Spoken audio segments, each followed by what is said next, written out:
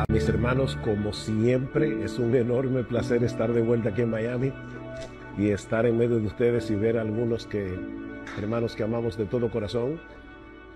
Cuando el hermano Joel me estuvo comentando el hecho de que si podíamos tener algún tiempo con la iglesia, aparte de lo que vamos a tener en el día de mañana, que vamos a predicar la palabra y tener también la clase de escuela dominical, en este caso mi hermano Eric. Estuve pensando, bueno, ¿qué podía compartir con la iglesia que pudiera ser de bendición, de ayuda? No en una prédica, sino en una clase o en un taller. Eso quiere decir que yo no voy a estar aquí todo el tiempo hablando solo. Ustedes van a tener que ayudarme. Yo hago una diferencia muy marcada entre lo que es dar una clase y lo que es predicar. De hecho, creo que uno de los grandes problemas, y es una de mis grandes preocupaciones en la iglesia en el día de hoy, es que a veces escucho a alguien desde el púlpito y me pregunto, ¿estará predicando o estará dando una charla bíblica? Porque yo creo que no son la misma cosa. Así que mis hermanos, yo espero que ustedes puedan interactuar conmigo, que hayan traído sus Biblias, porque vamos a estar haciendo tareas. No se pongan nerviosos, pero vamos a estar haciendo algunas tareas para que esto realmente pueda ser de provecho. Hace unos años, mi esposa y yo estuvimos en Colombia, es uno de los países de Sudamérica donde vamos más a menudo, y estábamos en Bogotá, íbamos a ir hacia Villavicencio, queda a algunas horas de Bogotá, y la persona que nos invitó quería que mi esposa y yo tuviéramos un vislumbre del paisaje tan hermoso que hay entre Bogotá y Villavicencio. El problema es que nos llevaron en una van y esa van pasaba por varios lugares donde habían precipicios. Recuerdo que en varias ocasiones pasamos túneles y teníamos que encontrarnos con de esos camiones tanques y teníamos que, la van se pegaba de la pared del túnel para que el camión tanque pudiera pasar. Bueno, gracias al Señor que nosotros estamos seguros de la salvación, porque más de una vez de verdad nosotros pensamos que íbamos a perder la vida en ese viaje. El punto es que si alguien me preguntaba en Bogotá, ¿para dónde yo voy? Bueno, vamos para Villavicencio. En un momento dado nos paramos en un restaurante a comer una comida típica. Si alguien me hubiera preguntado en ese restaurante, ¿para dónde ustedes van? Bueno, voy para Villavicencio. La van varias veces tuvo que hacer curvas, tuvo que tomar para aquí, para allá, pero el viaje tenía un final. El viaje era Villavicencio. Lo que yo quiero probarles en esta tarde o en esta noche es que la Biblia es como un viaje. Y no importa si tú tomas el viaje al principio, si tú tomas el viaje en el medio, si tú tomas el viaje casi hasta el final, el destino siempre es el mismo. Y el destino se llama Jesucristo. Eso es tan sencillo como eso. La Biblia es un viaje y el destino de ese viaje es Jesús. Un erudito llamado Christopher Wright dice lo siguiente. Este es un viaje que ya se hizo, fue largo, fue un viaje interrumpido y amenazado por una diversidad de circunstancias y gentes adversas. Fue un viaje que involucró a toda una nación, Israel, y su historia incrustada en la de muchas naciones. Pero sin importar en qué punto del viaje usted se incorpore, la dirección es siempre la misma. Esta es la historia de Dios que guía al pueblo de Dios hacia el Mesías de Dios. Si alguien te pregunta, ¿de qué se trata la Biblia? Bueno, es la historia de Dios que guía al pueblo de Dios hacia el Mesías de Dios, Jesús de Nazaret. Tal es la dirección constante del movimiento. Jesús es el destino. El Antiguo Testamento narra la historia que Jesús completa. Y para probar esto, yo quisiera, por favor, que ustedes vayan ahora en su Biblia. Vamos a comenzar a hacer ahora el ejercicio. Primera de Pedro, capítulo 1, versículos 10 al 12. Primera de Pedro, capítulo 1, versículo 10 al 12. ¿Alguien pudiera leer bien en voz alta ese texto? ya sea la Reina Valera, que es la reina de las versiones, o la Biblia de las Américas. Si puede leerlo con una voz potente. Los profetas que profetizaron de la gracia destinada a vosotros, inquirieron y diligentemente indagaron acerca de esta salvación, escudriñando qué persona y qué tiempo indicaba el Espíritu de Cristo que estaba en ellos, el cual anunciaba de antemano los sufrimientos de Cristo y las glorias que vendrían tras ellos. Ok, Pedro está diciendo aquí al menos 5 cosas acerca del Mesías, comenzando por la más simple, que el Mesías habría de venir. Primero, que el Mesías, ¿ustedes ven esta letra o tengo que escribir más grande? El Mesías habría de venir. Ok, ¿qué otra cosa dice el texto acerca del Mesías? Fue profetizada la venida del Mesías. Bien, pero ¿qué fue profetizado? Sí, fue profetizado, eso es lo que está diciendo. Los profetas profetizaron que el Mesías habría de venir. ¿Qué más? En segundo lugar, que el Mesías habría de sufrir. Bien, ¿qué más? Que luego del sufrimiento el Mesías sería glorificado. Glorificado. Las glorias que vendrían tras ello. En cuarto lugar, déjenme darles esta pista, que tenía que ser en ese orden. O sea, primero el sufrimiento, luego la gloria. Hay algunos creyentes que lo quieren al revés. No, si nosotros seguimos a Jesús, ese es el plan, ese es el camino. Hay que primero pasar por la cruz antes de llegar a la gloria. Y finalmente, Pedro nos dice que las cosas que los profetas profetizaron, ¿para quiénes eran? Eran para nosotros.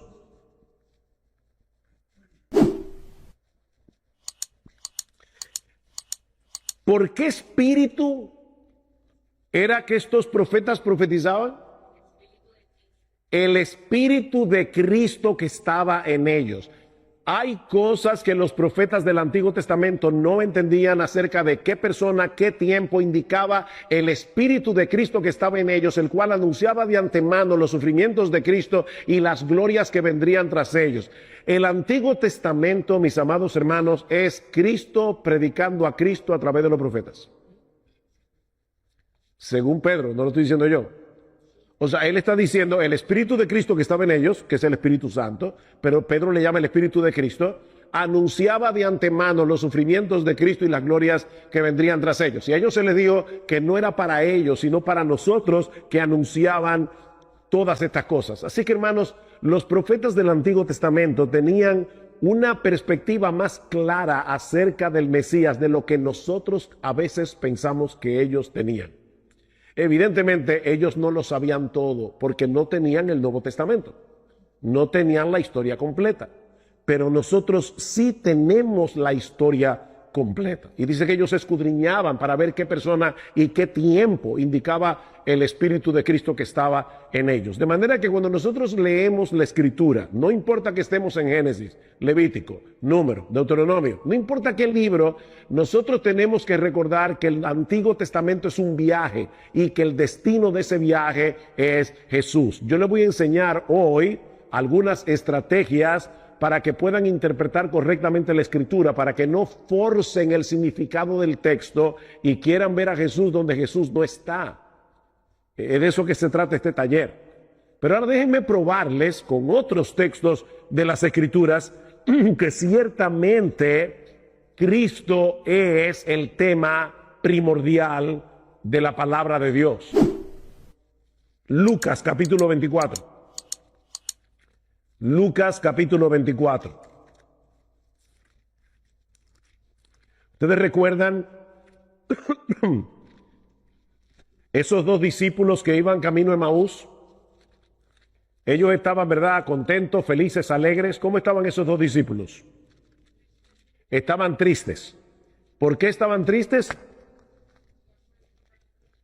Porque ellos creían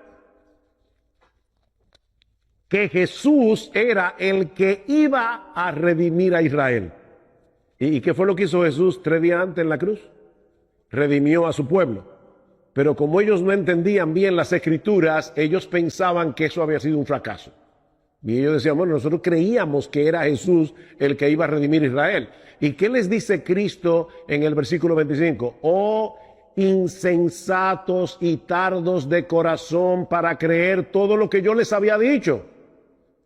Eso es lo que dice el texto. Oh, pero pregunta, ¿y Jesús no les había dicho que él iba a sufrir, que él iba a ser entregado, que él iba a morir, que él iba a resucitar? ¿Se lo dijo o no se lo dijo? Se los dijo. Sin embargo, es interesante que Cristo no les dice, oh insensatos y tardos de corazón para creerme todo lo que yo les había dicho. Jesús, el Hijo de Dios, guió a los apóstoles o a estos discípulos de Maús a que miraran la Escritura. Y les dice, no era necesario que el Cristo padeciera estas cosas y que luego entrara en su gloria. Y comenzando desde ¿quién? Desde Moisés y siguiendo por todos los profetas, les declaraba en todas las escrituras lo que de él decían. Cristo está diciendo, toda la Biblia, todo el Antiguo Testamento es acerca de mí. Esa noche Jesús se le aparece a los discípulos. ¿Y qué dice en el versículo 45 de Lucas 24? ¿Qué dice allí? Les abrió el entendimiento para que comprendiesen las escrituras. Cristo le dio la llave que abre el significado de las escrituras. ¿Y qué fue? ¿Cuál fue esa llave? Versículo 46.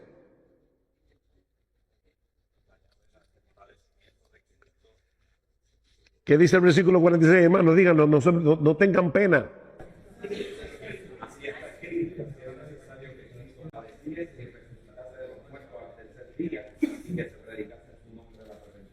Así está escrito. ¿A dónde está escrito? Está escrito obviamente en el Antiguo Testamento, porque el Nuevo Testamento no estaba todavía revelado. Y dice, ahí está la clave para que ustedes puedan entender las Escrituras. Juan capítulo 5, versículo 39. Ese ni lo busquen, porque ustedes deben sabérselo de memoria. Escudriñad las Escrituras, porque a vosotros os parece que en ellas tenéis la vida eterna. ¿Y qué?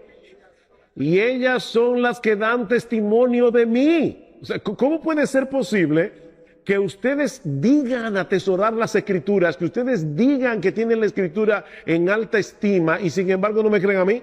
Cuando la Biblia de quien habla es de mí. Y luego dice más abajo, si ustedes le creyeran a Moisés, porque ellos decían, nosotros somos seguidores de Moisés, la verdad.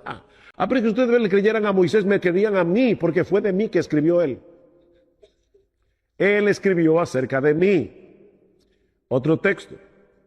Segunda Timoteo capítulo 3, versículo 14. Pablo está hablando allí de los falsos maestros y le dice a Timoteo, Timoteo, tú perteneces a otra clase de maestros. O sea, los falsos maestros son hombres que están usando la Biblia, están usando los púlpitos para su propio provecho. Miren, mis hermanos, si usted tiene una iglesia, si hay alguien aquí que no pertenece a esta iglesia, si usted tiene una iglesia donde el pastor está todo el tiempo hablando de dinero y tratando de sacarte tu dinero para que tú siembres y coseches, sal huyendo de ahí porque te están engañando. Y Pablo hace un dibujo, Pablo hace un perfil de lo que es un falso maestro. Son personas egoístas, son personas que viven para sí mismos, que usan la palabra de Dios como fuente de ganancia. Pero tú, Timoteo, persiste en lo que has aprendido y te persuadiste, sabiendo de quién has aprendido y que desde la niñez has sabido las sagradas escrituras. ¿Qué escrituras? ¿La del Antiguo Testamento o la del Nuevo Testamento? ¿Y cómo lo sabemos? Porque cuando Timoteo era un niño, el Nuevo Testamento no estaba escrito. Desde la niñez tú has sabido las Sagradas Escrituras. ¿Y cuál es el propósito de las Sagradas Escrituras? Las cuales te pueden hacer sabios para la salvación por la fe que es en Cristo Jesús, Señor nuestro. Toda la Escritura es para llevarnos a la salvación por la fe en Cristo Jesús. Y ahí que Pablo dice, toda la Escritura es inspirada por Dios y útil para enseñar, para redarguir, para corregir, para instruir en justicia, a fin de que el hombre de Dios sea perfecto, enteramente preparado para toda buena obra. Hermanos, ¿cuál es el tema, el gran tema de las Escrituras? El gran tema de las Escrituras es Cristo. Ahora, ¿cómo yo puedo leer las Escrituras de tal manera que yo pueda ver a Cristo en la palabra de Dios sin torcer el significado del texto bíblico? Hermanos, no metan a Cristo donde Cristo no está. Nosotros tenemos que leer la Biblia con los ojos puestos en Jesús, pero tenemos que interpretarla correctamente para ver a Cristo donde Cristo realmente está. Y eso lo que va a resultar es salvación para el que no conoce a Cristo y madurez y santificación para aquel que sí lo conoce. Hermanos, nosotros no podemos crecer en santidad, no podemos madurar espiritualmente a menos que derivemos de la Escritura el conocimiento de Cristo. ¿Qué dice Pedro en su segunda carta? ¿Cómo termina? Antes bien, creced en la gracia y en el conocimiento del Señor Jesucristo. Tenemos que crecer en el conocimiento del Señor Jesucristo. Ok, ¿cómo hacemos eso? Bueno, en primer lugar, observa tu pasaje con atención. Hermanos, la Biblia es un libro especial porque es un libro inspirado por Dios. Pero al mismo tiempo es un libro como cualquier otro libro, en el sentido de que tiene una gramática y tú tienes que poner atención a la gramática, tienes que poner atención a lo que el pasaje te está diciendo para tú poder extraer la bendición del pasaje. Yo quiero ahora que ustedes vayan conmigo a 2 Timoteo capítulo 1, versículo 8. Me van a excusar mis hermanos, pero yo he estado estos días luchando con mi garganta.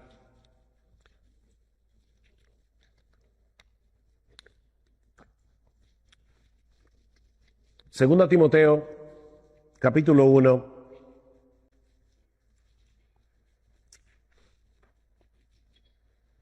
versículo 3.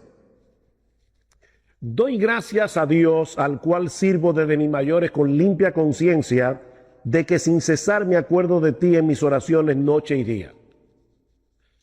Uno lee ese texto y uno dice, bueno, ¿cómo yo puedo conectar ese texto, verdad, con el Evangelio de Cristo? Bueno, no parece una conexión muy evidente, ¿verdad?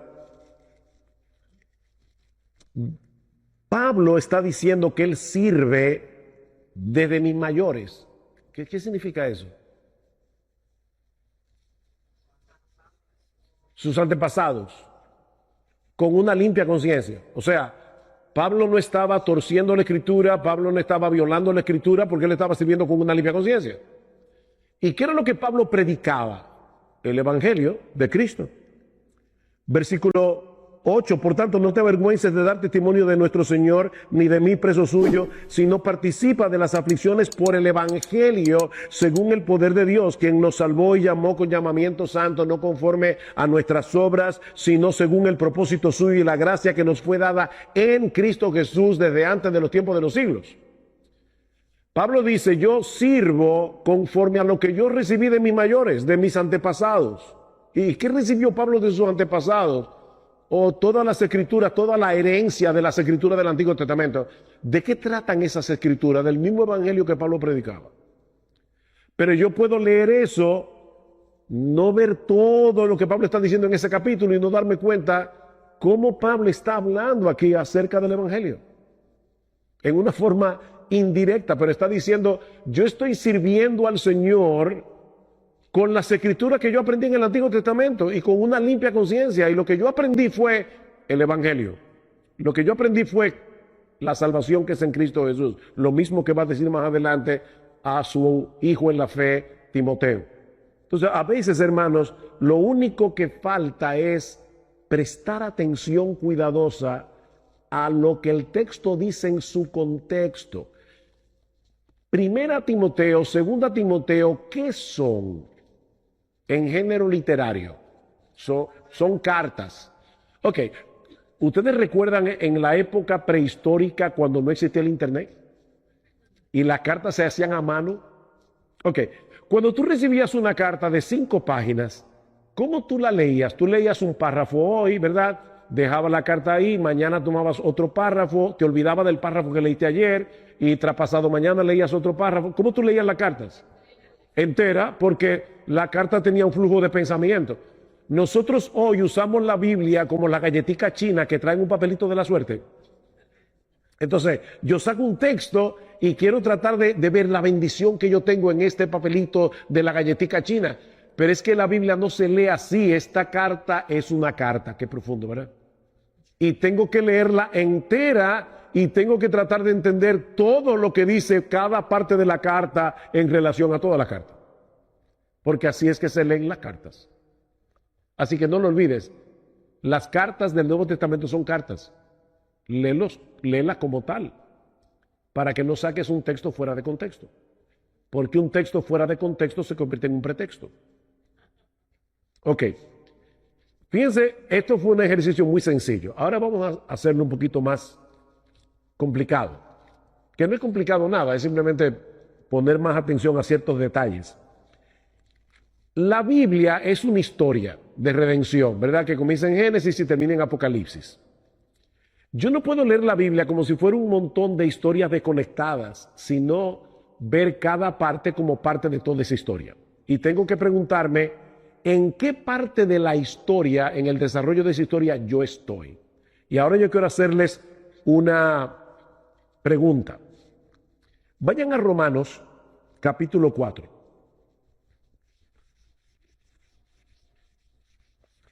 Y vamos a ver cómo Pablo tomaba muy en cuenta el tiempo en que ocurrían las cosas dentro de esa gran historia. Recuerden que esto es una historia y esa historia nos lleva a un punto que tiene que ver con Cristo. Romanos capítulo 4, versículos 9 al 12. Dice Pablo allí, Pablo está tratando de demostrar que la bienaventuranza de la salvación es solo para los judíos o también para los gentiles. ¿Quiénes son los gentiles? Todos los que no son judíos. Judíos y gentiles. Es para todos nosotros. Para demostrar eso, Pablo dice, ¿es pues esta bienaventuranza solamente para los de la circuncisión, para los judíos, o también para los de la incircuncisión? Porque decimos que a Abraham le fue contada la fe por justicia. Pregunta, ¿dónde dice la Biblia que a Abraham la fe le fue contada por justicia? ¿Dónde? Bien, en Génesis es la calle, pero ¿alguien recuerda el número de la casa? Esa es la calle, Génesis. ¿Cuál es el número de la casa? La fe le fue contada por... Hermanos, no sean tímidos. ¿Dónde dice eso en la Biblia? Lo dice no en Génesis. Vamos atrás. Eso lo dice en Génesis capítulo 15, versículo 6, cuando Dios hizo un pacto con Abraham. Y ahora Pablo está preguntando, cuando Dios le dijo a Abraham que su fe le va a ser contada por justicia, ¿Abraham estaba circuncidado o era un pagano incircunciso?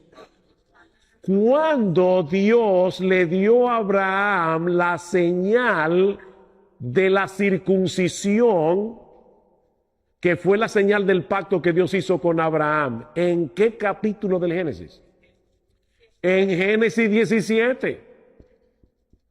Así que fíjense algo interesante. Cuando Dios justificó a Abraham, Abraham era un pagano incircunciso, no era judío, porque él recibió la circuncisión en el capítulo 17. Y Pablo saca de ese recuento histórico, por el tiempo en que pasaron las cosas, una lección. Y la lección es, la fe entonces no solamente para los judíos, la salvación no es solamente para los judíos, es también para los gentiles. Sigue diciendo Pablo, y recibió la circuncisión, versículo 11, como señal, como sello de la justicia de la fe que tuvo estando aún incircunciso. ¿Para qué? Para que fuese padre de todos los creyentes no circuncidados, nosotros todos, a fin de que a ellos la fe les sea contada por justicia, y padre de la circuncisión para los que no solamente son de la circuncisión, sino que también siguen las pisadas de la fe que tuvo nuestro padre Abraham antes de ser circuncidado. Claro, Pablo lo dice ahí clarito en Romanos, pero tal vez nosotros estamos leyendo Génesis y como estamos leyendo historias y vemos, ay, miren, Génesis 15, Dios hizo un pacto con Abraham y Dios le dijo, tu fe te fue contada por justicia, y no tomamos en cuenta ese tipo de detalles dentro de la historia para decir, wow, qué bendición para mí el hecho de que yo soy colombiano, soy cubano, soy qué sé yo de dónde, dominicano, chileno, hay un uruguayo por aquí. La fe también a mí me va a ser contada por justicia, lo mismo que sucedió con Abraham. Y de repente eso que parece una historia del pasado, ahora yo me doy cuenta que esa historia tiene que ver conmigo. Porque hermanos, este libro es la historia de nuestra familia. Este es el álbum familiar. Si tú no lees la Biblia entendiendo que este libro es la historia familiar, te vas a perder un montón de tesoros que son para ti y para mí. Yo quiero poner un ejemplo. ¿Cuántos maestros hay aquí de escuela dominical? Que andan de escuela dominical para niños. Para niños.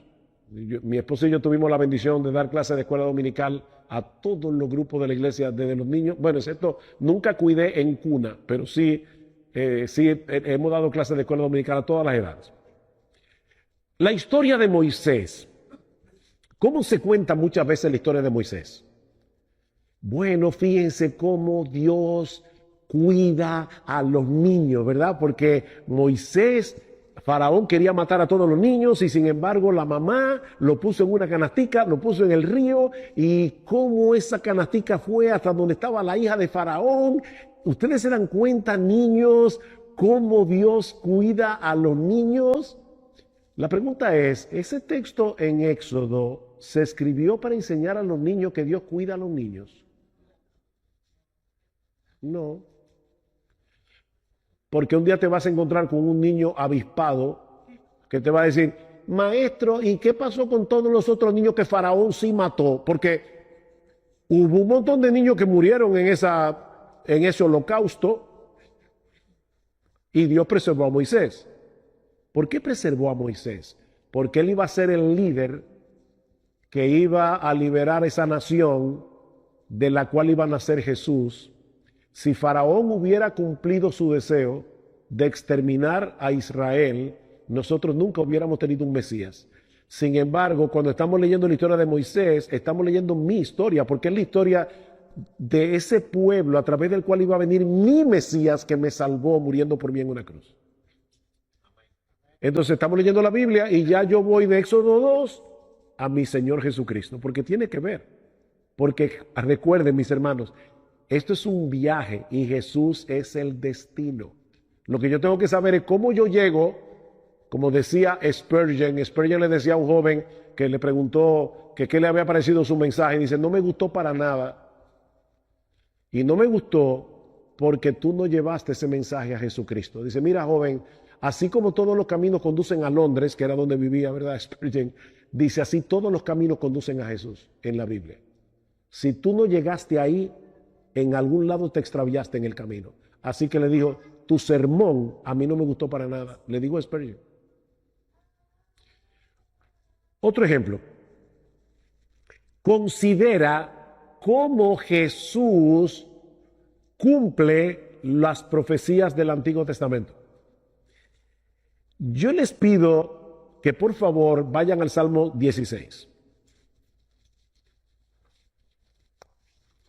Ustedes conocen ese salmo porque es un salmo favorito de muchísimos creyentes.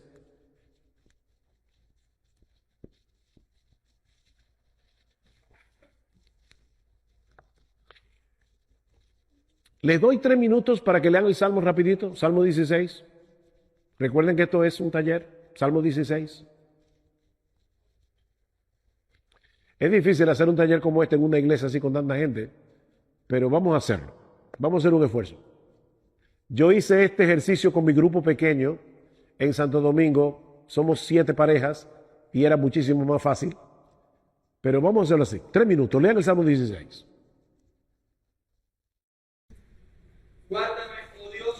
porque en ti he confiado.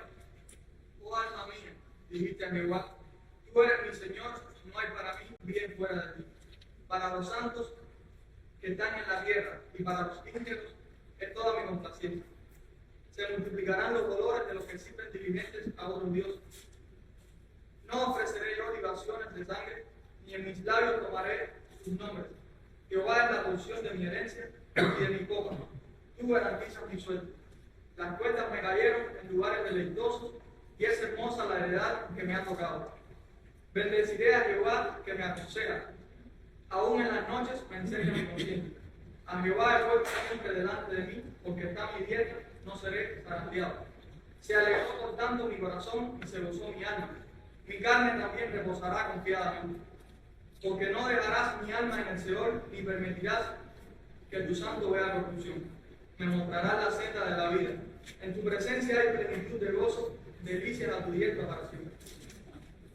Vamos a suponer que te tocó en tu devocional leer el Salmo 16. Dime rápidamente qué bendiciones tú sacas de ese salmo. Aunque sea una. Salvación. Salvación. ¿A dónde tú lo ves en el salmo? El alma no queda hablando de Cristo, pero como nosotros morimos en Cristo.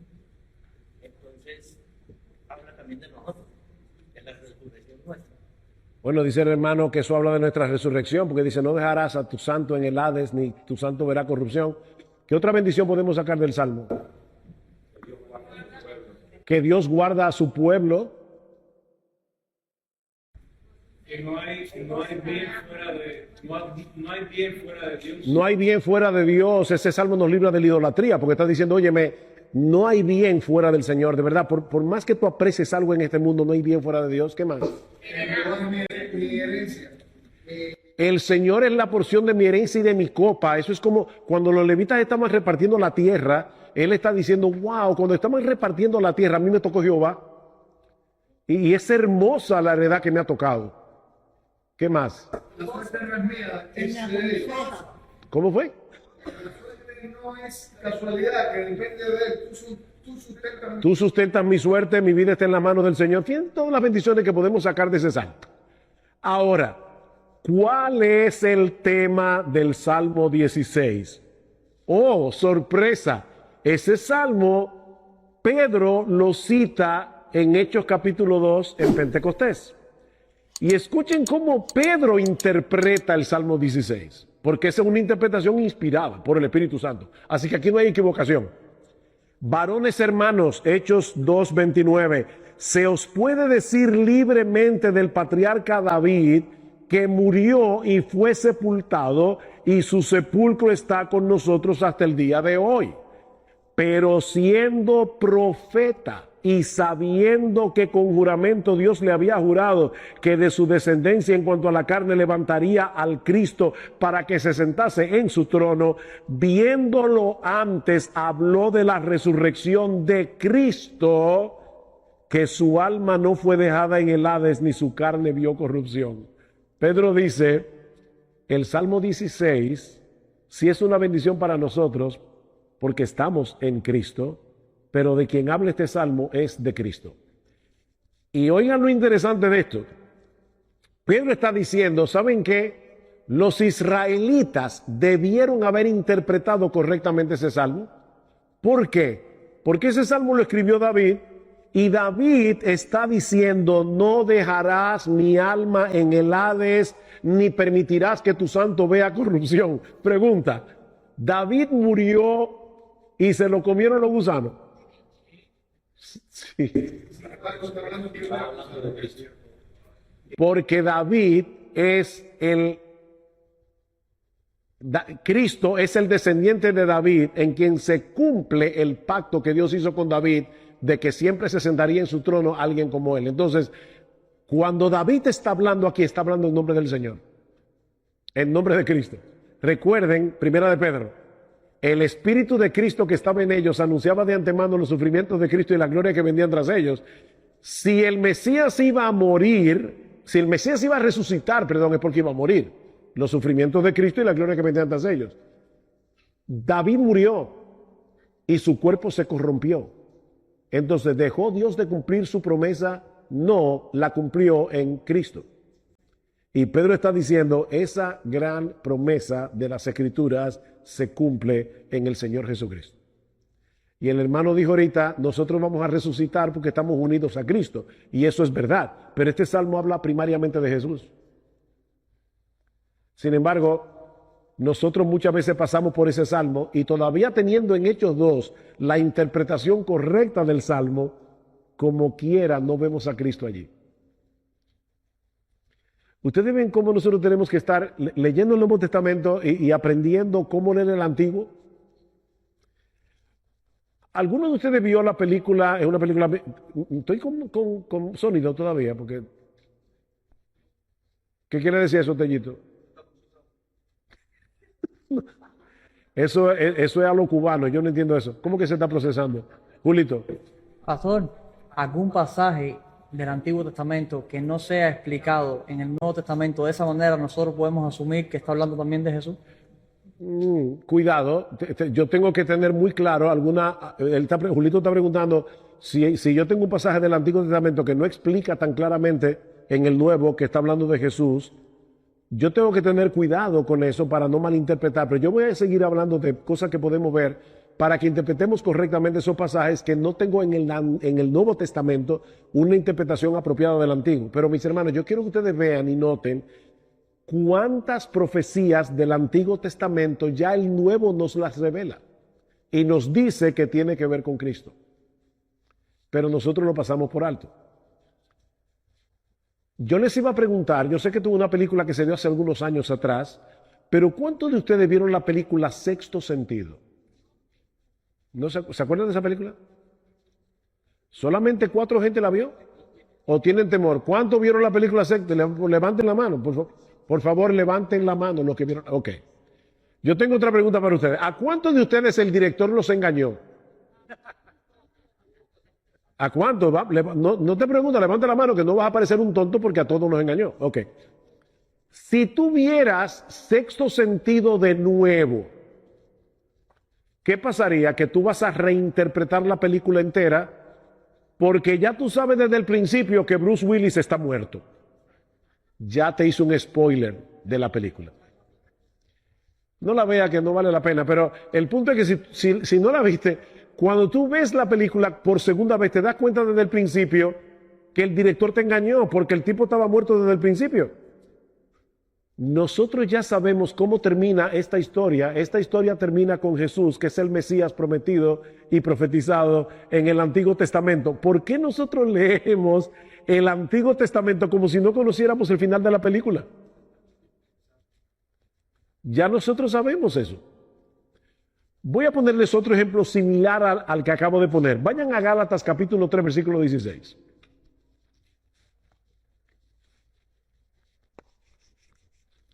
Este sí quiero, por favor, que alguien lo pueda leer en voz alta.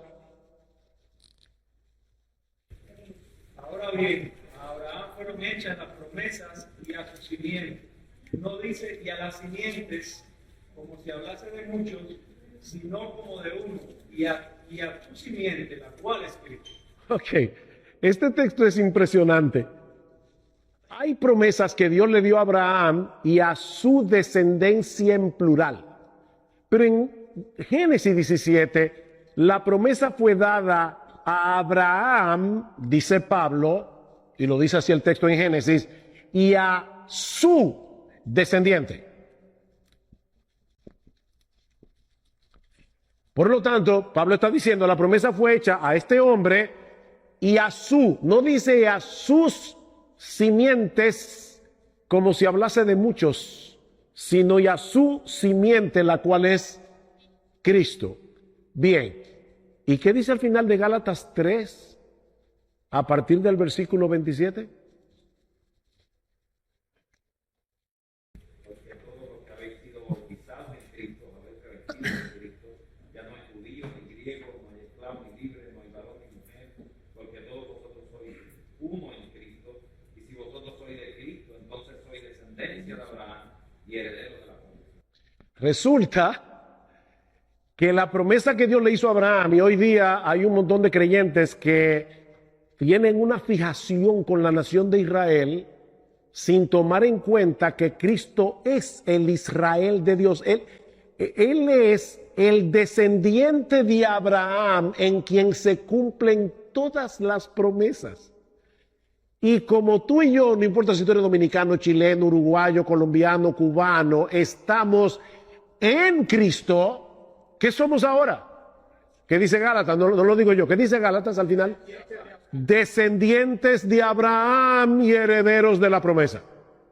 Así que cuando tú lees el Antiguo Testamento y encuentras un montón de promesas que tienen que ver con Israel, no olvides que nosotros somos el verdadero Israel de Dios, porque nosotros estamos en el verdadero israelita. Nosotros estamos en el descendiente de Abraham, que es el recipiente de todas esas promesas.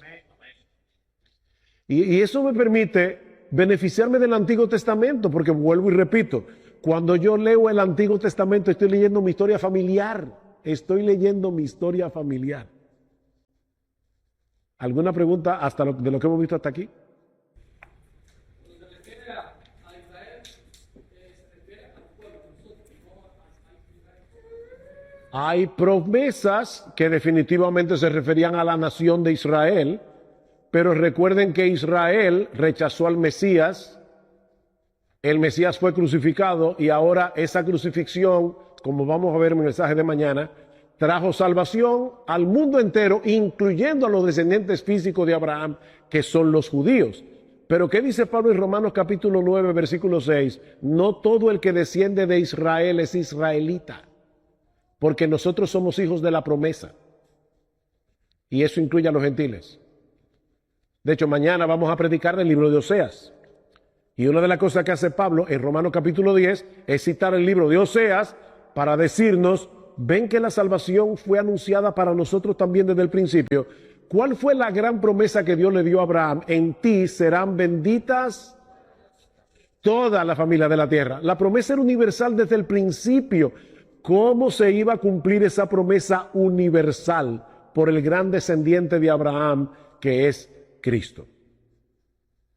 Yo creo que como quiera, no me quiero meter en ese tema ahora, pero yo creo que como quiera, Dios tiene un plan indudablemente con la nación de Israel, porque muchas naciones del pasado han desaparecido en la historia, los asirios y muchas naciones así. Israel ha permanecido. Yo creo que Dios va a cumplir, ha estado cumpliendo a través de toda la era evangélica su promesa, porque el endurecimiento de Israel es en parte, como dice Romanos capítulo 11. ¿Qué quiere decir eso? Que Israel no está completamente endurecido, sino parcialmente endurecido, porque a través de toda la historia evangélica muchos israelitas se han estado convirtiendo al Señor y han sido añadidos a la iglesia. Hermanos, Dios no tiene dos pueblos, tiene uno solo. Y nosotros somos las ramas que estamos siendo injertadas en el olivo natural. Nosotros somos ramas silvestres, pero qué bueno, estamos injertadas en el verdadero olivo. ¿Por qué? Porque estamos unidos a Cristo, que es el descendiente de Abraham.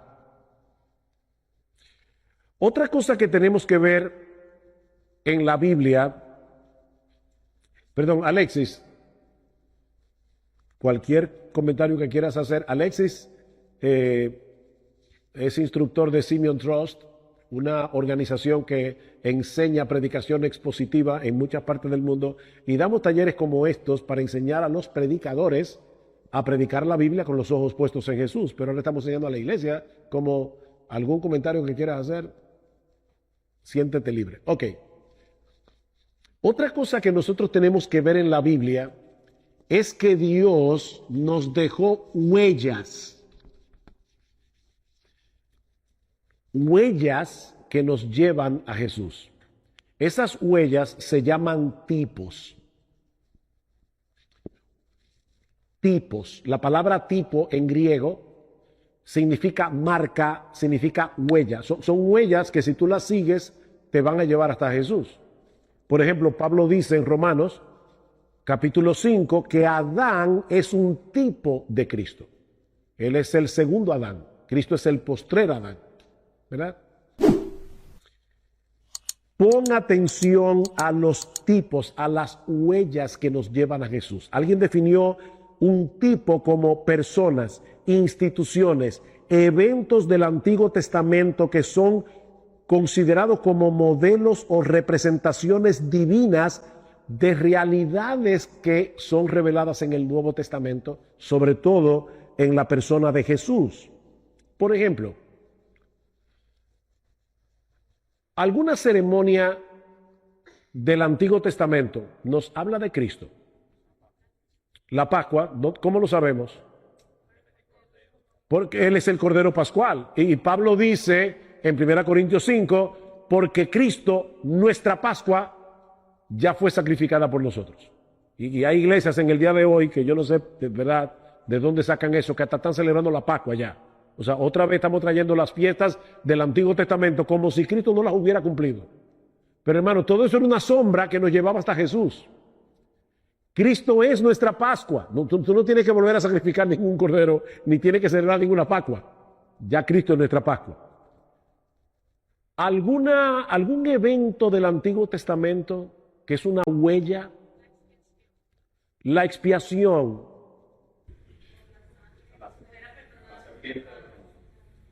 Pero tomando todos los sacrificios del Antiguo Testamento, ¿qué prefiguraban?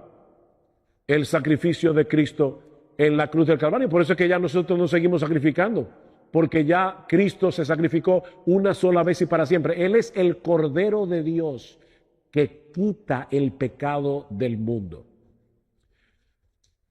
Ricardo mencionó la serpiente de bronce. Ese es un caso interesante. ¿Dónde aparece la serpiente de bronce en el Antiguo Testamento? Números 21.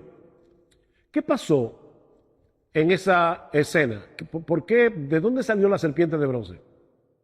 Fue un remedio que le dio Dios a Moisés para que miraran al símbolo. Porque el pueblo había pecado. ¿Recuerdan? El pueblo había pecado diciéndole a Dios, tú nos sacaste al desierto para matarnos de hambre, y Dios mandó como castigo serpientes que mordían al pueblo, y tan pronto una serpiente mordía a un israelita, moría ahí en el desierto. Pero entonces Dios provee un remedio, y el remedio era, le dijo a Moisés, Moisés, levanta en un asta una serpiente de bronce. ¿Y qué pasaba con esa serpiente? Todo el que miraba. Ok, ese remedio era preventivo. O sea, si yo miraba la serpiente de bronce, ¿no era mordido por la serpiente real? No era preventivo, era curativo. O sea, que ya yo tenía el veneno de la serpiente corriéndome por las venas cuando yo tenía que hacer ese acto de fe de mirar a esa serpiente, y era sanado. Si nosotros leemos ese pasaje del Antiguo Testamento y no conocemos el Nuevo, decimos, wow, qué historia más interesante. Fíjate cómo estos israelitas, cuando eran mordidos por la serpiente, veían una serpiente de bronce, miraban y eran sanados.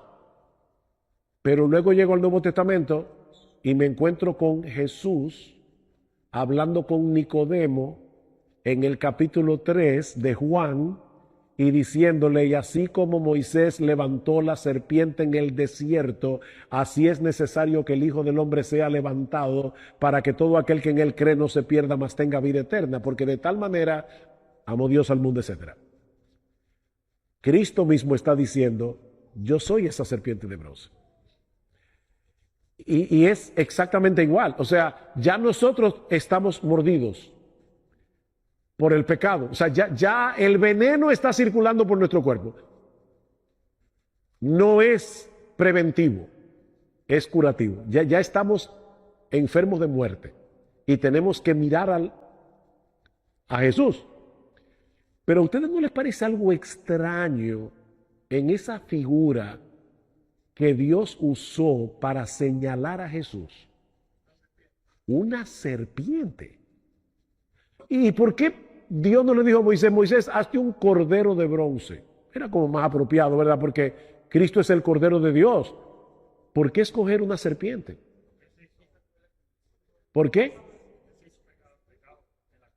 Estás al lado de la respuesta. Pero Él se hizo ¿qué por nosotros? Maldición. Hermanos, la serpiente fue maldita en el huerto del Edén. tenía que ser una serpiente porque Cristo fue hecho maldición por nosotros. Y es impresionante pensar que nuestro Salvador, nuestro Señor, puro, santo, sin mancha, fuera hecho maldición para que nosotros podamos ser bendecidos. Era la única manera que dice Gálatas capítulo 3, versículo 10, que Cristo fue hecho maldición por nosotros. Gálatas 3, 10. Entonces fíjense cómo esta serpiente del Antiguo Testamento es un tipo, es una huella que me habla de Jesús. Maldito todo el que es colgado en un madero. Que de hecho es el texto que Pablo cita en Gálatas, capítulo 3. Cristo fue hecho maldición por nosotros, como está escrito, maldito todo aquel que es colgado en un madero. ¿Podía Cristo morir decapitado de un balazo, con una espada? No, tenía que ser en un madero. ¿Para qué? Para que fuera maldito y nosotros pudiéramos ser benditos. Qué grandiosa, ¿verdad?, la salvación. Pero hermanos, qué grandioso es este libro. Ustedes se dan cuenta cómo está todo esto interconectado para llevarnos a Cristo, de una manera o de otra. Este libro es maravilloso. Por eso yo, cuando discuto con estos intelectuales que me dicen, demuéstrame que la Biblia es la palabra de Dios, yo siempre pienso por dentro, demuéstrame tú que no lo es. Porque de verdad que este libro es increíble. Digo, es creíble, pero es extraordinario. Es fantástico. Ok, yo le decía a ustedes hace un rato que nosotros debemos leer la historia del Antiguo Testamento recordando que es un viaje que me lleva hacia Jesús. En ese sentido, Cristo no solamente es un tipo, sino también una respuesta. Yo le voy a explicar ahora a qué yo me refiero. Cristo es una respuesta a un problema planteado en el Antiguo Testamento. Tú estás leyendo tu Biblia otra vez, tu devocional, y llegas a Jueces 19. Para mí, Jueces 19 es uno de los capítulos más horrorosos de toda la Biblia. ¿Ustedes recuerdan lo que pasó en Jueces 19? Que un levita, su concubina fue violada y la concubina muere, y que hace, la pica en 12 pedazos y le manda un pedazo a cada tribu de Israel. Y tú estás leyendo tu Biblia en tu devocional y tú dices, Señor, ¿y qué bendición yo saco de este pasaje? Óyeme, es un pasaje horroroso. ¿Dónde está Cristo en Jueces 19? Bueno, déjame ver, son 12 pedazos, los 12 apóstoles. No. Eso, así como alguna gente lee la Biblia, eso es espiritualizar con la Escritura. No hagan eso, hermano, no hagan eso. Esos 12 pedazos no tienen nada que ver con los 12 apóstoles. ¿Cuál es el tema del libro de los Jueces? En aquellos días no había rey en Israel, cada cual hacía lo que bien le parecía. Así que Jueces me plantea un problema.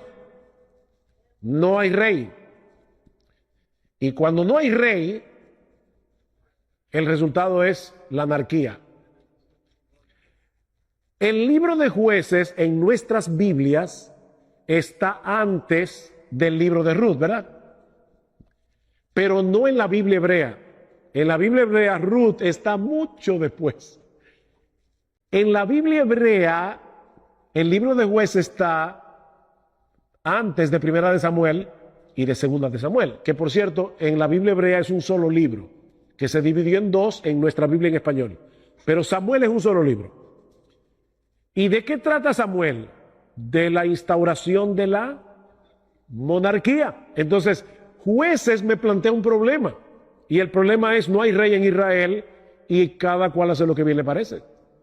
Y eso me prepara para en Samuel ver la instauración de la monarquía cuando Dios escoge a Saúl, después a David, etcétera, etcétera.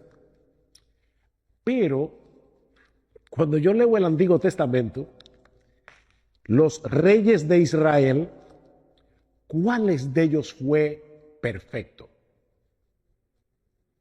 Ninguno.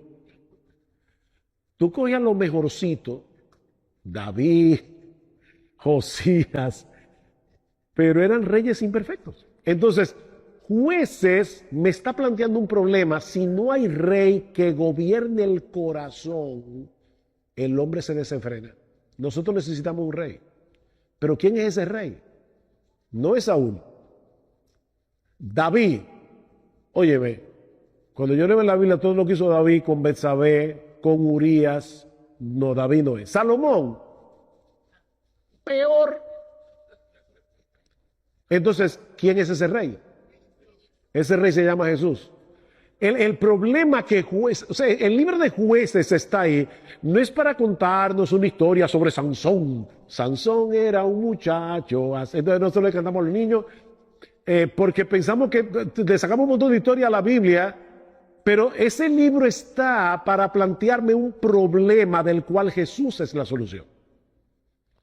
Yo tengo que esperar todo el Antiguo Testamento para llegar al rey que ahora gobierna mi corazón y que entonces me permite vivir para la gloria de Dios y haciendo la voluntad de Dios, no perfectamente, pero sí sinceramente. Jesús es el rey que nosotros necesitamos. Ustedes se dan cuenta, hermanos, cómo tantas cosas que se pueden sacar de la Biblia cuando nosotros tenemos presente a Cristo. Es como, el otro día estaba leyendo el libro de Isaías y me tocó uno de esos capítulos donde se habla de la ira de Dios sobre el pecado. Hoy día la gente no quiere oír hablar de la ira de Dios. No, mi Dios es amor. Oye, déjame decirte algo, mira, si Dios no tuviera ira y no tuviera justicia, no entenderíamos su amor. Porque la ira de Dios, la justicia de Dios es el telón de fondo que hace brillar en todo su esplendor el amor de Dios. De paso, sin ira no hay amor. O sea, cuando una persona te dice, yo no puedo entender cómo es eso de que Dios tiene ira, respóndele, es que si no tuviera ira tampoco pudiera amar. Imagínate que tú estás hablando con alguien que dice, yo amo a los niños. Óyeme, ¿y a ti no te molesta que que los niños sean abusados, maltratados? No, porque yo soy todo amor, a mí eso no me molesta, entonces tú no amas a los niños. Si a ti no te indigna que un niño sea maltratado, tú no amas a los niños. Sin ira no hay amor. Entonces yo estoy leyendo este capítulo de Isaías, donde todo es ira, perdón, no era Isaías, era Sofonías. Ira, todo el libro. Pero cuando yo pienso, wow, la ira de Dios es terrible. O sea, la Biblia dice, horrenda cosa es caer en las manos del Dios vivo. Pero ¿saben de qué me habla eso a mí? De la cruz del Calvario, porque mi Señor Jesucristo es el hoyo negro del universo que absorbe toda la ira de Dios para que Dios no me trate a mí con ira. Él sufrió todo el castigo que yo merecía por mis pecados. De manera que cuando yo estoy leyendo en la Biblia sobre esos juicios de Dios, claro que yo pienso, wow, qué terrible el impío, lo que le espera al impío. Yo no puedo obviar eso, porque eso es una realidad. Pero ahora yo como creyente, como alguien que ya fui salvo por gracia, solo por Cristo, solo por medio de la fe, yo digo, wow, mi Señor Jesucristo sufrió esa ira, se la bebió entera la copa de la ira de Dios en la cruz del Calvario. Y de repente un libro que habla muchísimo de la ira de Dios se convierte en una tremenda bendición para mí. Porque yo estoy leyendo la Biblia con los ojos puestos en Jesús. Hasta aquí alguna pregunta. Ya estoy casi terminando. ¿Qué tiempo que yo tengo?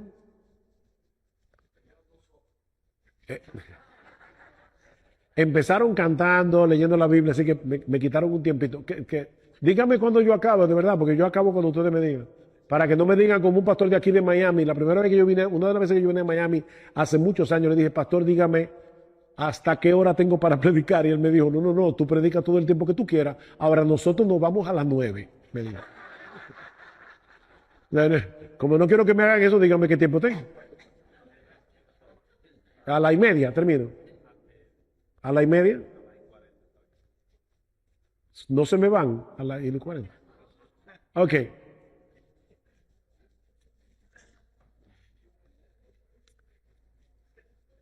¿Alguna pregunta de lo que hemos visto hasta aquí?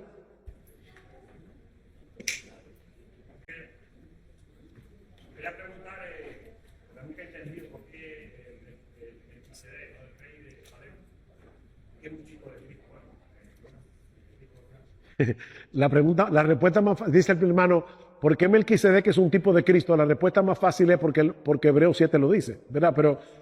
Pero aparte de que Hebreos 7 lo dice, Melquisedec es un tipo perfecto de Cristo, comenzando por el hecho de que dice sin padre ni madre ni genealogía. Eso no quiere decir que Melquisedec no haya tenido ni padre ni madre ni genealogía, sino que en un libro en el que las genealogías aparecen por doquier, Melquisedec aparece de repente y desaparece de repente.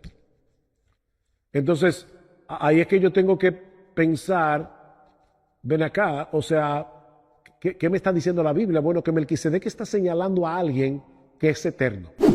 Es eterno porque nunca tuvo principio, nunca tendrá fin. Él tuvo principio y fin. No piensen que Melquisedec es Cristo. Es un tipo de Cristo. Porque Melquisedec era sacerdote. Y dice en Hebreos 5 que para ser sacerdote hay que ser hombre. Y Cristo no se hizo hombre 2 veces. Él se hizo hombre en el vientre de María. Así que Melquisedec no era Cristo, pero era un tipo de Cristo. Y fíjate cómo dice el autor de Hebreos, Abraham le dio los diezmos a Melquisedec. ¿Qué indica eso? Indica que Melquisedec era mayor que Abraham, como Cristo es mayor que Abraham. Por otra parte, dice el autor de Hebreos que Melquisedec era sacerdote cuando Leví ni siquiera había nacido, estaba todavía en los lomos de Abraham. Así que Cristo pertenece a un sacerdocio que no es el arónico, sino es el sacerdocio de Melquisedec, que como no tuvo principio ni fin, es un sacerdocio que no termina nunca. Y por eso es que hoy no deberían haber sacerdotes. La Iglesia Católica cometió un error garrafal al tener sacerdotes como si nosotros hoy no tuviéramos nuestros sumos sacerdotes, que es Jesús. ¿Por qué se sustituían los sacerdotes del Antiguo Testamento? Porque eran hombres y morían y tenía que venir el Hijo y el Hijo y el Hijo. Pero como Cristo tiene un sacerdocio como el de Melquisedec, su sacerdocio permanece para siempre. Porque Melquisedec no aparece muriendo en la Biblia. ¿Murió Melquisedec? Claro que sí. Pero nosotros no tenemos registrado su muerte en la Escritura. Y por eso Él es un tipo de Cristo. Pero esa es una pregunta interesante, ver esos tipos de Jesús en el Antiguo Testamento.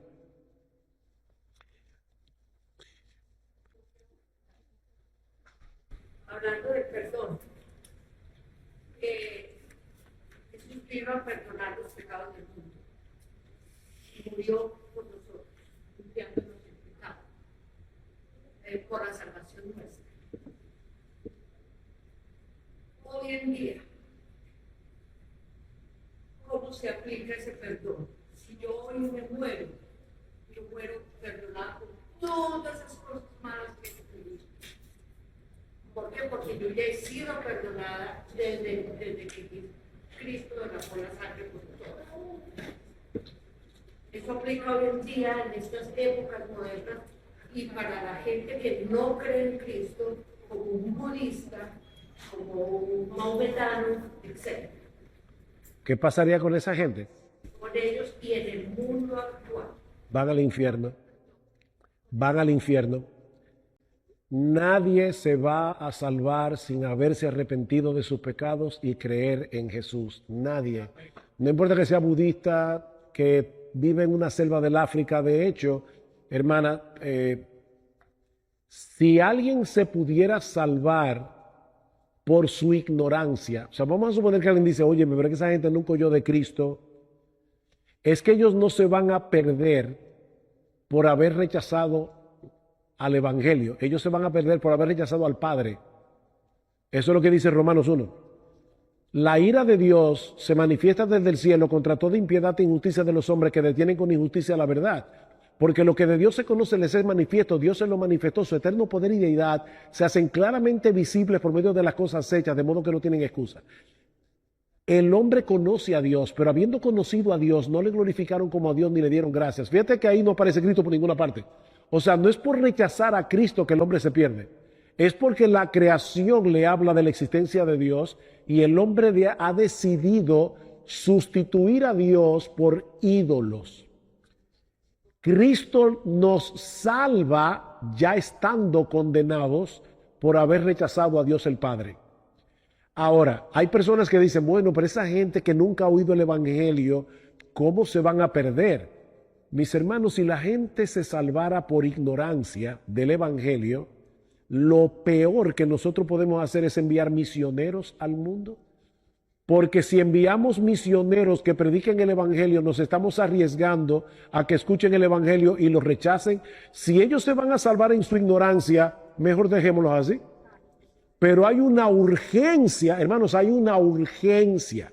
Y óyeme bien, no hay que ir al África. Aquí en Estados Unidos hay un montón de personas que van camino al infierno porque no conocen a Jesús. Y nosotros tenemos que predicar el Evangelio porque no hay otra forma de salvación.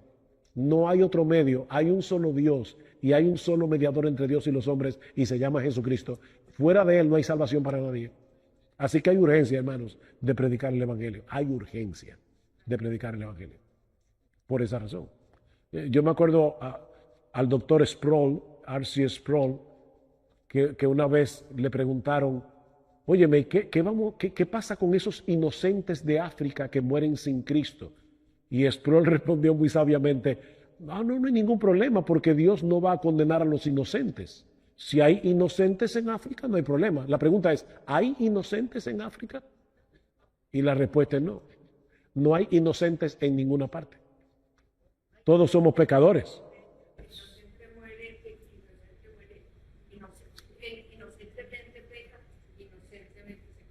Bueno, dice la Biblia, los que sin ley han pecado, sin ley también perecerán. No se salvarán, perecerán. Hermano. No, es otro tema, ¿no? Es acerca de eso. Es acerca de la persona de José, la historia de José. José no se cita en el Nuevo Testamento como un tipo de Cristo. Sin embargo, vemos muchas cosas en la vida de José que señalan a Cristo. Varón de dolor, experimentado en quebranto, traicionado, vendido, sufrido y puesto en gloria. Se pudiera. Yo creo que sí que José es un tipo de Cristo, aunque el Nuevo Testamento no lo señale directamente. Pero hay un patrón en la vida de José que es muy similar al patrón de la vida de Jesús, indudablemente. ¿Por qué Moisés llevó los huesos de José? ¿Por qué Moisés? Huesos de José. Llevaba los huesos de José. Oh, eso era una señal de fe. Porque una señal de la fe de José. Porque José está diciendo, estamos ahora en Egipto, pero ya Dios le había dicho a Abraham, ustedes van a ser llevados a una nación, van a estar cautivos por 430 años y después van a volver a esta tierra. Y José, estando en Egipto, en prosperidad, él dijo, no, yo sé que se va a cumplir la promesa de Dios, porque Dios cumple sus pactos, y por lo tanto yo sé que vamos a regresar a Canaán. Cuando ustedes regresen, lleven mis huesos allá. Es como la carta que Pablo le escribe a Filemón. Pablo está preso en Roma, y dice, prepárame alojamiento, porque yo sé que por tus oraciones yo seré concedido. O sea, ora para que Dios me libere, y de paso prepárame la cama. O sea, es un hombre de fe. Eso le pasó a José. José dijo, yo sé que Dios va a cumplir su promesa, yo sé que mis huesos van a ser llevados a Egipto. Perdón, a Canaán, no a Egipto. El personaje este que habla la escritura, que es el ángel de Jehová, el cual aparece, tiene oración, incluso aquella visión que tiene Isaías, creo, que ve esa visión en el templo y ve a este personaje, esta figura, el cual. Qué buena pregunta. El ángel de Jehová, en el Antiguo Testamento es una cristofanía. ¿Qué quiere decir eso? Una aparición de Cristo antes de su encarnación. Porque más de una vez el ángel de Jehová es identificado como Dios en el Antiguo Testamento. Y es adorado, como hizo Manoah, el papá de Sansón. O sea que Agar, cuando ve al ángel de Jehová, dijo, le puso al pozo el Dios que me ve, porque Dios me vio. O sea, es obvio que el ángel de Jehová es indudablemente una cristofanía, una aparición de Jesús no encarnado, porque Jesús, recuerden, se encarnó una sola vez en el vientre de María. Jesús no se encarnó en el Antiguo Testamento, pero aparece en el Antiguo Testamento. Y el hermano citó aquí un texto interesante, y con esto ya sí voy a terminar, porque me faltan unos minuticos, no quiero cansarlos, y es Isaías capítulo 6. Vamos a terminar con este texto, que es un buen texto para concluir, porque es un texto glorioso. En el año que murió el rey Usías, vi yo al Señor sentado sobre un trono alto y sublime. Pregunta, ¿a quién vio Isaías? ¿A quién vio Isaías? ¿Quién es el Señor? ¿Es el Padre? ¿Es el Hijo? ¿Es el Espíritu Santo? ¿A quién vio Isaías? Bueno, es interesante en el texto que Isaías escucha una conversación entre las personas de la Trinidad, porque dice en el versículo 8, después oí la voz del Señor en singular que decía, ¿a quién enviaré? Recuerden que yo les decía que la Biblia se lee como cualquier otro libro, tomando en cuenta los verbos, las conexiones. Ok, enviaré. ¿Eso es plural o singular? Singular. ¿A quién enviaré y quién irá por nosotros? Por fin, ¿quién está hablando aquí? ¿Es una persona o más de una persona? ¿A quién enviaré y quién irá por nosotros? Isaías le dice, heme aquí, Señor, envíame a mí. Y entonces ahí comienza una profecía, dile a este pueblo, oíd bien y no entendáis, ved por ciertos, mas no comprendáis, etcétera, etcétera. Es obvio que Dios el Padre tiene que estar en Isaías 6. Claro que sí, eso lo reconoce todo el mundo. Pero cuando vamos a Juan capítulo 12,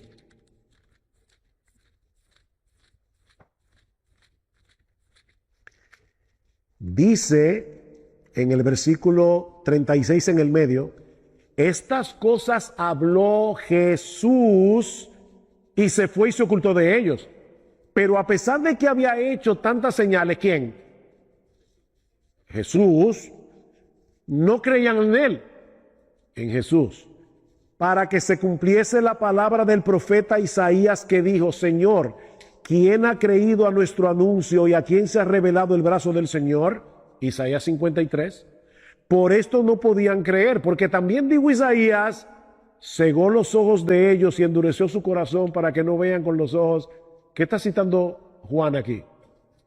Isaías 6. Y ahora escuchen el versículo 41. Isaías dijo esto cuando vio su gloria y habló acerca de él. ¿Acerca de quién? ¿Qué gloria fue la gloria que vio Isaías? La gloria de Cristo. Pero espérense que falta más. Vamos a Hechos 28. Ya dijimos que obviamente en Isaías 6 tiene que estar el Padre. Ahora Juan 12 nos dice que Isaías vio la gloria de Cristo. En Hechos 28 Pablo está predicando el Evangelio en Roma a los judíos y les dice cuando ellos no quisieron creer en el Mesías, versículo 25, y como no estuviesen de acuerdo entre sí, al retirarse le dijo Pablo esta palabra, bien habló el Espíritu Santo por medio del profeta Isaías a nuestro Padre diciendo, ve a este pueblo y dile de oído iréis y no entenderéis. ¿Qué está citando Pablo? Isaías 6. ¿Quién fue que dijo eso? El Espíritu Santo. Entonces, ¿a quién fue que vio Isaías? Al Dios Trino, al Padre, al Hijo y al Espíritu Santo. Y ahora nosotros lo sabemos claramente por el Nuevo Testamento. Porque el Nuevo Testamento completa la película. Y ya nosotros podemos leer lo que muchos judíos del Antiguo Testamento no entendieron. Pero nosotros sí podemos entenderlo, porque ahora tenemos la revelación completa. Pero no lo olviden, mis hermanos, este libro es un viaje y el destino de este viaje es Jesús. Yo pudiera darles muchas otras estrategias, pero ya estas son suficientes para darles un vistazo de cómo nosotros podemos interpretar la Escritura viendo a Cristo correctamente donde Cristo es presentado en la palabra de Dios. Yo creo que aquí terminamos, son las 8:37, me dieron a las 40, estoy entregando 3 minutos antes.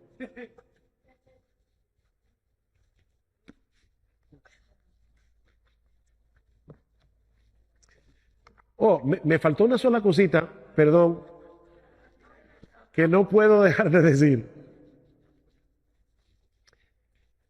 En el Antiguo Testamento hay muchas leyes, me faltan 2 minutos, rápido, leyes. Cuando yo veo las demandas éticas del Antiguo Testamento, del Nuevo Testamento, no importa dónde sea, pero las demandas éticas, sobre todo pero pensemos en la ley de Dios. Muchas veces nosotros vemos en la ley, solo vemos ley. Pero nosotros debemos ver en la ley más que ley. Primero, ¿qué revela la ley? El carácter perfecto, santo, justo, bueno, amoroso de nuestro Señor Jesucristo. De Dios, pero Cristo es la imagen de Dios y lo vemos en la encarnación de Jesús. Él es el amor de Dios encarnado. Nosotros vemos en la ley el carácter de Dios. Pero no solamente eso. ¿Puedo yo cumplir las demandas de la ley? No. Por eso yo necesito un Salvador. Entonces, cuando yo leo la ley, yo leo la necesidad que yo tengo de ser salvo, porque la ley lo que hace es condenarme. Cuando yo veo la ley es un estándar demasiado alto, yo no llego ahí. Yo le estaba predicando el otro día a un taxista y le decía, él tenía un rosario colgando del espejo, y le dije, mi amigo, ¿qué representa ese rosario para ti? Y ahí comenzó a hablarme de su religión y todo lo demás, y yo le decía, ok, también debe ser una pregunta, si tú te mueres hoy, no, yo voy al cielo, ajá, wow, ¿y cómo tú lo sabes? No, porque mire, yo no mato, yo no robo. Mira, el mandamiento más importante de la ley es, amarás al Señor tu Dios con todo tu corazón, con toda tu alma, con toda tu mente y con toda tu fuerza. Tú cumples eso. Y el otro, el más chiquito, es amarás al prójimo como a ti mismo. Eso no lo hace nadie ni por un segundo. ¿Tú sabes lo que eso significa, mi amigo? Le dije yo al taxista, que tú y yo vivimos violando la ley cada microsegundo de nuestra existencia. Estamos condenados. ¿Qué hizo Cristo? Cristo cumplió la ley perfectamente en mi lugar para que creyendo en Él yo pudiera ser salvo. Entonces ahora, cuando yo leo la ley, yo no solamente leo ley, yo veo el carácter hermoso, perfecto de mi Salvador. Yo leo la necesidad que Cristo vino a suplir muriendo por mí en la cruz del Calvario. Pero no solamente eso, es que también Cristo me dio su Espíritu Santo. ¿Para qué? O para que ahora yo pueda obedecer a Dios y pueda cumplir las demandas de la ley, no perfectamente, pero sí sinceramente, por causa del Señor Jesucristo. Así que no importa qué demanda ética yo lea en la Biblia, toda demanda ética debe llevarme a Jesús, porque me habla de mi necesidad de Jesús y me habla no solamente de mi necesidad de ser salvo, sino de la necesidad que yo tengo de la gracia y del Espíritu de Jesús para yo poder cumplir las demandas éticas de las Escrituras. Entonces, al final de cuentas, aún la ley, mis hermanos, me lleva a Jesús. No quería dejar de decir eso por lo que les decía hace un momento. Hay personas que cuando ven la ley, de hecho aborrecen la ley, cuando la Biblia dice en Romanos capítulo 7 que la ley es santa, justa y buena. No aborrezcas la ley, aborrece tu pecado que no te deja cumplir la ley. Porque la ley es santa, justa y buena. Nosotros somos los que no somos buenos. O como decía un escritor, la ley es un buen capitán, pero la carne es un mal soldado. Ese es el problema.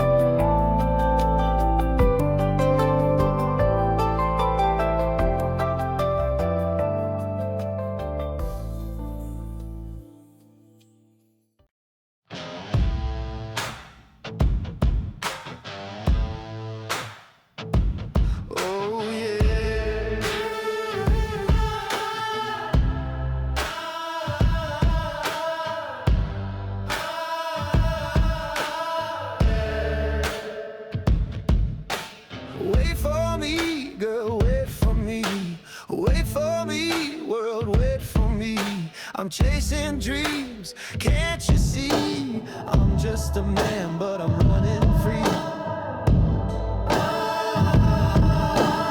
Gonna keep running till the stars come down. I'll chase that moon till the morning's found. Wait for me, butterfly, wait for me. I'm just trying to set you free. Wait for me, worries, wait for me. I'm only human, just let me be, let me be. Gonna keep running till the stars come down.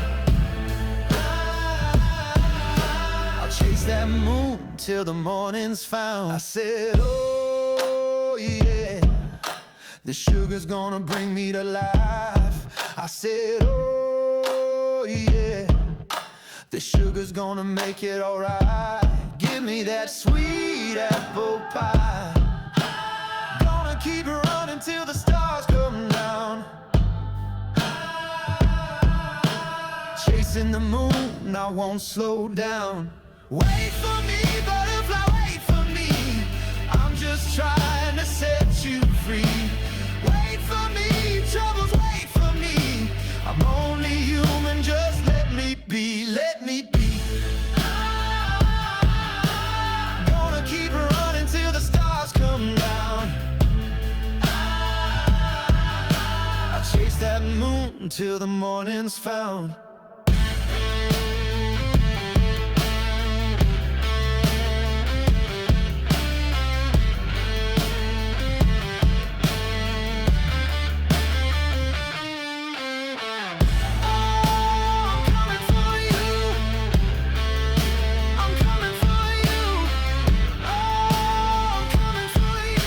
And I won't stop till I do, yeah. Gonna keep running till the stars come down. I chase that moon till the morning's found.